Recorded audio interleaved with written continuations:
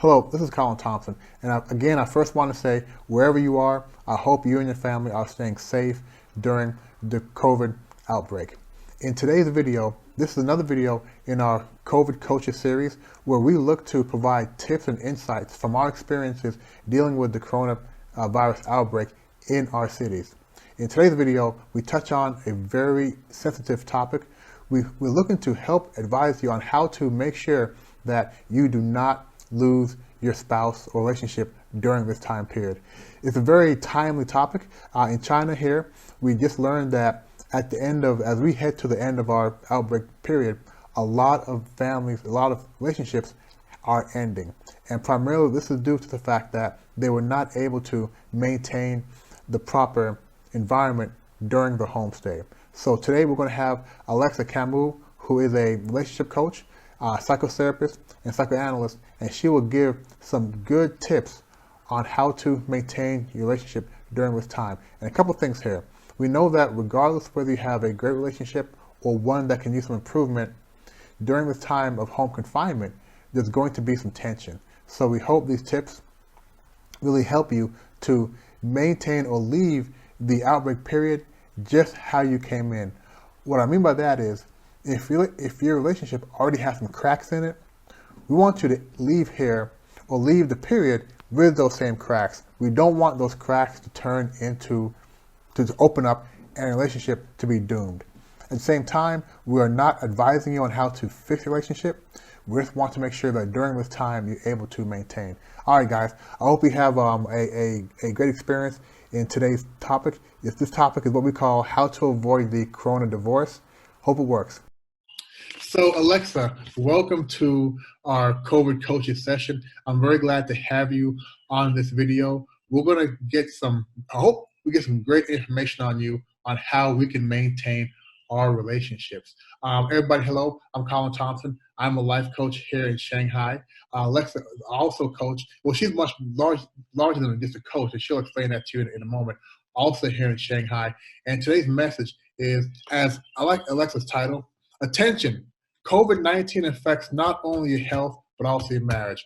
And what we're trying to get to here is, what can we do now to really prevent a lot of relationships from running into major trouble during the coronavirus outbreak, home restriction time. So Alexa, please do an introduction of yourself. Good evening, Colin. My name is Alexa. I'm coach, psychologist, psychotherapist, and I'm also founder of LAB, which stands for Life Advisory Board. Thank you very much for having me on your team, and hopefully the insights which we have had in China will be helpful for people in US and Europe and other countries which are facing the quarantine right now. Yeah, you know, my wife told me that in China, we're still going through the coronavirus outbreak, but hopefully we're at the end of it. And once the heavy restrictions were removed and people can then go outside, people went outside and went to file for divorce. We know that, and that took place in droves. I'm quite sure that in Europe, in US, South America as well, this may take place. Well, we know it will take place. We want to talk about what we can do to avoid that. And I know before we talked, there are some things, for example, what we can do to make things better, some things to avoid, some things to do a little more. You're going to get into that. And again, I hope that we're able to really help a lot of couples that are going to go through a tough time. And both couples who are doing well and couples who are not doing well will both have some tough times during this period. But let me be quiet and let you share with us some tips that couples can use to make it out of here and avoid the coronavirus divorce. Later on, if we have time, we could go also what people will experience and why. But if we put aside the reasons, let's concentrate first on how to make it better. Okay. And then discuss the other things. So basically, one of the important things to watch out and to manage is the conflict. Because people are immersed into emotional vacuum. Good things are not happening, you're sitting at home, you're not exercising, you don't have your career achievements, you don't have chit-chat with colleagues. So emotionally, it's empty. Right. And the only thing you are having is a constant anxiety and bad information. Bad news, people are dying, marketers crashing, people are losing jobs, people are getting sick, you're under threat. And of course, the level of anxiety is skyrocketing, like incredibly. Irritation goes up, tolerance goes down. People don't see any short-term goals anymore because it's completely unpredictable. The depression starts to go in, and people have two styles to react to that, like two major styles. One style is like complete shut off. People start to suppress all the emotions and they start to immerse inside of themselves. They put in their earphones on, they have their Netflix, and they try to shut down communication because it's difficult. It is difficult because such pressure and depression can cripple in, and they're trying to separate themselves and feel distant. And of course, some couples might find themselves are living with a stranger because they're not communicating, they're not getting in touch, and they feel lonely. They feel really lonely and isolated. But usually this type is sad, unfortunate, but it will not lead to immediate divorce because those problems are not very pressing. Right. Another type which led to divorce in many cases is more proactive type. People would feel like a pressure cookers which temperature is rising all the time.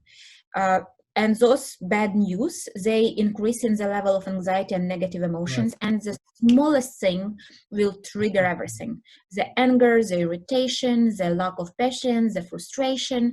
And unfortunately, we are locked in a very small space. I mean, some people in a bigger space, smaller space, but the thing is that when it blows up, the closest to us people will be suffering, but those people having and experiencing exactly the same thing. And it sets a chain reaction. So it's starting to escalate, and the atmosphere becomes suffocating and toxic. And would be nice to share what can you do, the basic rules, the main rules, the simple rules to prevent those things from escalating. And probably you mentioned you wanted to go over some cases which I do want to, because what you're saying, it sounds very good, and I'm quite sure it's true. But sometimes when, of course not myself, right? But sometimes when somebody in a relationship is very upset, and they know they just need to step away from the situation. The challenge now is that you can't step away because there's somebody in every room, right? You have no privacy in your house. And some couples use that, you know what, I need to take a 10-minute timeout to get out of your face. Or you get out of my face, let me go calm down and come back. The challenge now is I don't have that calm down space. I can't go outside and go down the street, take a walk. I can't even go jogging to let that stress out. So, you mentioned earlier in our private conversation that, me saying to my spouse, hey, I need to get away. Just give me 10 minutes. Let me go calm down and come back. That's not a good thing. With the intonation you said, it can be taken ambiguously. If you would say like, honey, I'm a little bit irritated, it's very difficult to control the emotions. Right. And I really don't want to have a fight with you, right? I don't want us to be upset. I don't want us to be arguing, but I cannot handle it constructively now. So like, do you mind if we take like 2 hours? In this situation, it will take longer than normally. Right. Because if you joke or do something actively, you will come down faster. Here, you need more time to switch your brain, to switch your emotion, let your heart stop bumping so angrily and come into the situation. And putting it mildly, calmly, in a reasonable manner with positive regards, right. I think it will have a better reaction. I agree with you 100%. And I think sometimes that becomes the challenge. A lot of my clients and friends who went through this in China, one of the main challenges was trying to be able to communicate in a calm manner. The more frustrated they got, the harder it was to sort of calm down and speak calmly. But I think you're spot on. Now I'll share with you an example. My wife was getting upset with me on a daily basis because when I came back home, I wasn't going through our agreed upon sanitation process. Meaning when I came back inside, I wasn't carefully taking off my mask, putting in the garbage, washing everything up. Yeah, I wasn't doing all of that. Sometimes I would, sometimes I wouldn't, mainly because I wasn't as concerned as she was. And initially she was very, very upset, and she would, really, press to me, Colin, I do this, we agreed upon it. Right? I know I was in the wrong, but I wasn't taking it as serious. Before I tell you what we did, is that the right way?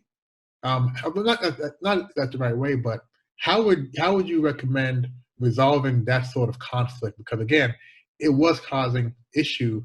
She felt like I was not respecting. She felt like I was putting her and my son at risk. I didn't think I was, but I wasn't respecting an agreement or their health. It makes sense, the reactions which both of you had. You usually start managing from where you are, because you cannot change the past, so you start where you are. You come into the room, your wife is upset, and you've forgotten this thing. Take the responsibility. Saying something like, sorry, you're right, my bad, let me do it now.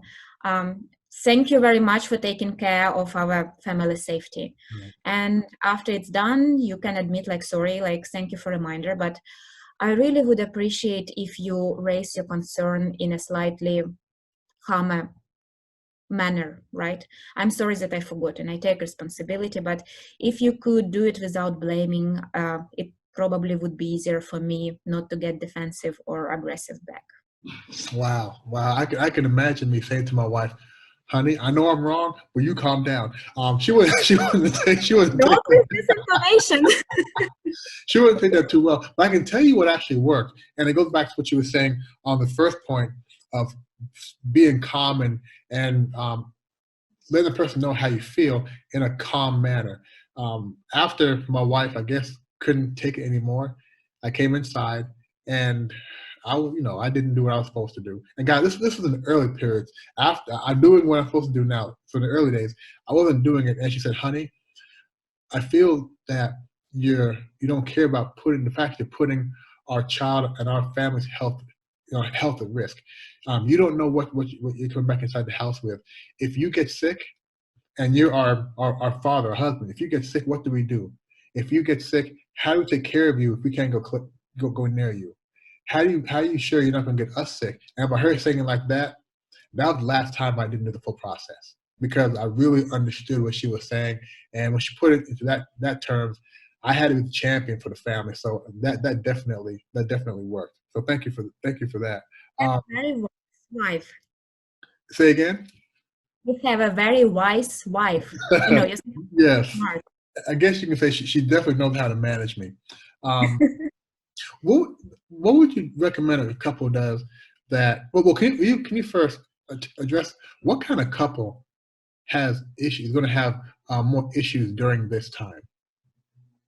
Like the interesting fact, which not many people know, the amount of troubles in good and happy couples versus bad and not so happy couples are more or less the same. On average, there are 60% of problems which will be never resolved, because they are rooted in our values, they are rooted in our upbringing, and they cannot be resolved because this is part of our identity and our beliefs. But more successful and happy couples in relationships, they learn to manage it, they learn to compensate for it, and they stay very satisfied, and they learn the conflict management technique, so it doesn't influence their relationship. Right. Versus other couples which don't do all the things, they are going to fight, they are going to escalate the situation, and eventually even neutral comments will be perceived as attack, and even neutral comments might set up a fight. Like, hi, honey, welcome home. Let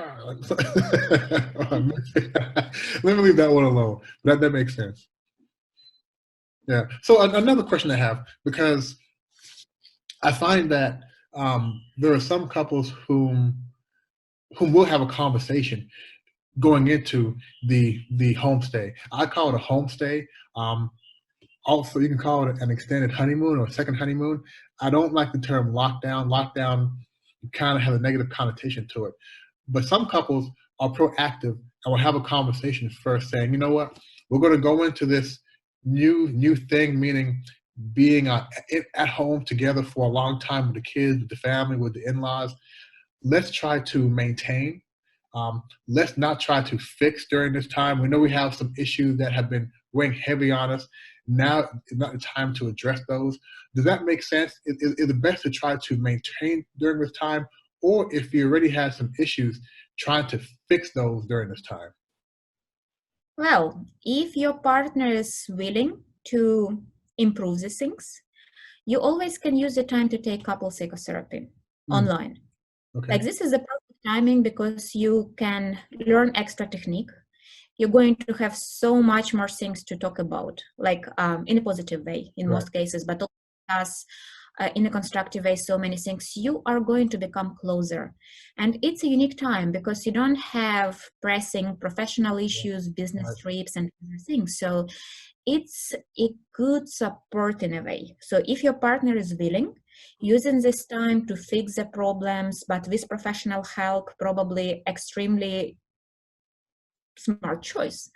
But if partner is not so willing, or you are not so willing, or financially you think it's not an appropriate time yet, it's good to agree to certain rules and try to maintain the as good conditions as possible, and agree on basic rules how to manage conflict. And there are simple steps which you can follow to keep it and to make sure that you're going to minimize the amount of destructive conflicts. Mm. But of course, if you think that there are space for improvement in your relationship, it's a perfect time to take a step and subscribe for couple psychotherapy online. Yeah, I think I agree with you. The fact you're going to be in the same area, no matter what, you might as well try to improve things. You mentioned couples therapy. I want to say that you mentioned if couples financially not a good time, if one person isn't down for it, you can also do coaching, right? Find a good relationship coach. Now, to me, couples therapy is the main way to go. I've found that relationship coaching is also effective, even if it's just one person who's taking part in that, because they can still learn some techniques on how to communicate with the other person. Of course, as you mentioned, it's a two-way street, but I think any sort of therapy, coaching, even by one person, or if not both, can't hurt.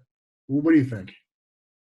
I do agree with you. If you cannot get two partners, at least if one partner possesses the knowledge, it increases the chances that the partner will have the right tools, the right language to bring up the Hmm. issues, bring up the things which are missing. So if two people psychotherapy is not possible, then at least one person coaching or training or skill acquisition would be better than nothing. But of course, it's best when two partners working together. You cannot build relationship being alone.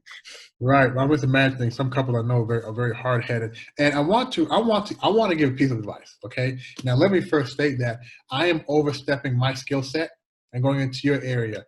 So if my advice here is not good, please correct me in public for the whole world to see. Okay. If you are in a relationship and as you guys are under this stay at home time, if you're having a bad time and you're frustrated, do not call your friends and complain. Okay, that's not constructive. Do not call. I know you want to be able to share and let things out, but go in the shower and sing, scream, do whatever you need to do. But sometimes calling a friend and they're saying, "Yeah, you're right. You're right. I wouldn't accept that. He did what? She did what? No way." That's not constructive. Would you agree or disagree with that? Well, it's an ambiguous question and there is no a right reply, because the question is, what are you doing it for? Right. If the Okay. friend is just saying, yeah, you're a good person, you will manage, you are good. If you're just doing it to reduce your anxiety And after that, you would be able to go and say like, look, sorry, maybe that was your fault, maybe mine, but let's try to figure something out. If you do it to reduce the anxiety and aggression, it's perfect. But of course, if your partner doesn't hear what you're saying, Right. if you calling to get the right answer, the truth, or to have a judge, or to find out who is right, those things don't work. Right. Because both of you are right from your own position, and what makes sense to understand the position. So it depends on the purpose. Okay, great answer. And before we summarize, I want to clarify what you just said. You said that if you're calling to release steam and calm yourself down, that's okay. But if you're calling to complain, it's not really okay. But usually when you complain, you do release the steam. But in one sense, you just, man, I'm not asking who is right. Yeah. I just need to be my friend and listen to me there. And I'm going to complain, and you're going to say like, Alex, it's fine, you are great, like it's temporarily, whatever. Okay. You're a great human being. And I will say, thank you for my partner and say like, look, maybe it was too much, maybe it was too far, so let's talk. Okay, thank you for correcting me. And I of course, you being the expert, I definitely will follow your lead here. So I want to go into some, you mentioned this earlier when we had a conversation, some things to eliminate and some things to do more of. Can you go into that? Yes. The basic rules, like we're not trying to fix everything, right? We're trying to do the most important steps, and hopefully in future we will have time in future webinars to expand on that. But the number one help, the number one priority to decrease the amount of fights would be just taking away 4 things and replacing them with 4 productive behaviors instead. Okay. And those are the mistakes which I would say everyone is doing. Like the degree is to what extent we do it, how often, and how fast we realize it. First is criticism. Take away criticism in your voice, in your tone, in what you imply to, and change it for gentle startup. Instead of like, who do you think you are? Is it so difficult? Like, instead of that, saying like, look, Colin, like, it's really important for me to, you can prolongate, the message according to your statement. Second is defensiveness. When you mention with your wife, or like sometimes something comes with their own voice of tone, or you being criticized, you hear it as an attack, and the standard reaction usually to defend yourself, because each of us has logic behind our behavior, right or wrong. It's not discussable. For every person, it's right. So if we are attacked, the only thing we can do either find justification or attack back. Right. And if you're attacking me and I'm attacking you back, you can understand that constructive conversation is not happening. So same as I said in example with your wife, like, thank you, take responsibility. Like if I'm saying like, why is it so difficult to wash the dishes? Like, why do you do that?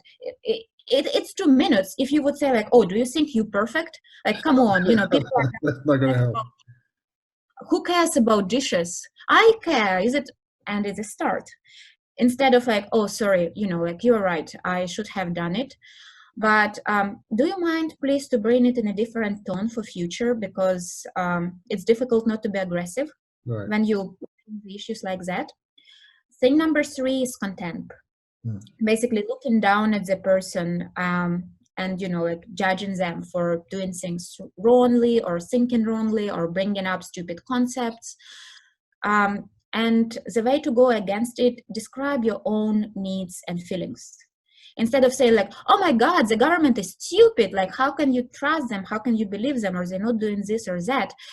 You could say like, well, I really wish they did things in a different way. Right. Like, I really wish this happened, and I really wish they paid attention to that. And, basically talking from your perspective about your needs and your side of story, without saying that some people are right, wrong.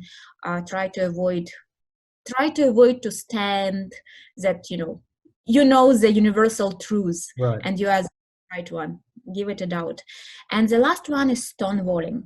Again, when you attacked or criticized, or when you feel that, you know, your heart starts to bump and you're about to explode, and as you mentioned, it's very difficult to control. You need to do physiological soothing before you prolongate. And it's nice to just point out, like, you know, like, I'm a little bit emotional now, you know, like, or I'm a little bit aggressive, or I feel like exploding right now. Like, do you mind if we return to this conversation in 2 hours? Because I really don't want us to fight about those things. And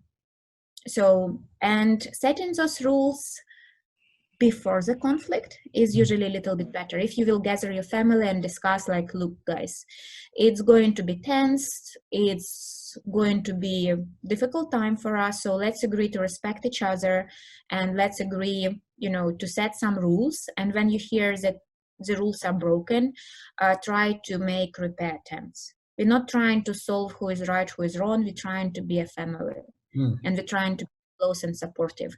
So it doesn't matter who is wrong, doesn't matter who is right. After you have had something that makes you feel bad inside, after you come down, try to go back and say I'm sorry, and try to reconnect again, and try to discuss how to make it better for the next time. Yeah, before the next fight. So let me recap some of, you said the things to try to avoid criticism, be more gentle in conversation, don't be as defensive, and take more responsibility. Don't have contempt or look down on a person. Really describe what you need a little more, and don't stonewall or be what called being cold. Don't ignore the person. Don't go quiet.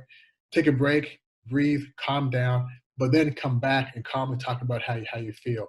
And it's important at the beginning of the outbreak, or right now, people get the family together and have a conversation about what to expect and what the rules are, how we're going to deal with conflict, how we're going to deal with different things. And something you mentioned earlier is having connection moments.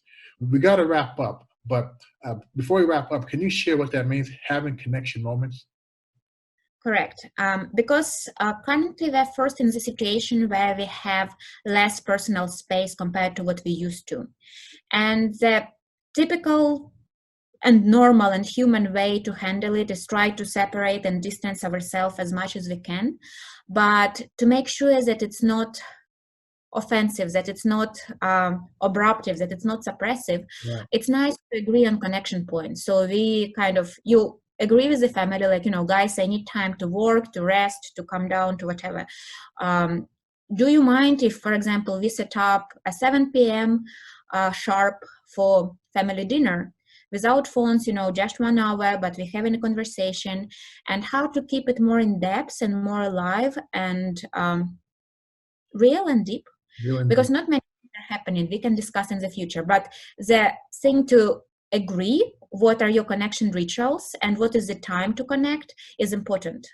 And maybe it will include a hug in some cases or something else. This is up to every particular family, but they need to decide how and when and for how long they're going to connect on a daily basis.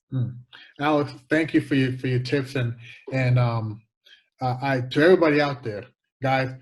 Her and I both, again, I think we're like week 9 of going through the outbreak in Shanghai. We have families, and look at us, we're smiling.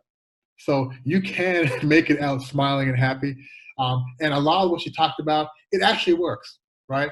So before you just slam that door, before you throw that thing down on the ground, before you choke somebody, really just try these tips first, and let's see how it goes from there. So Alex Camus, thank you. I know you're representing Ukraine, representing France.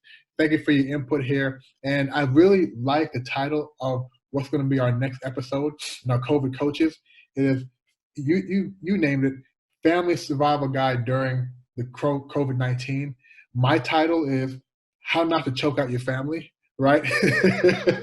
I've gotten a lot of people asking me, Colin, I'm about to beat the out of my kids. What can I do, right? So it'll be a great topic to touch on next. And guys, you will see her contact information either below or in the description section. If you need any more information, feel free to reach out to her. She is available, And she, as you can see, she's very, very talented. So Alex, thanks for your time, and just any closing words. No, thank you very much for having me today, and I do hope that you guys will move through that smoothly, because it's really a good opportunity to reestablish what we have right now. With a little bit attention and with a little bit of effort, we can have a really good relationship with each other despite the quarantine. We can make it nice. We can. Thank you, Alex.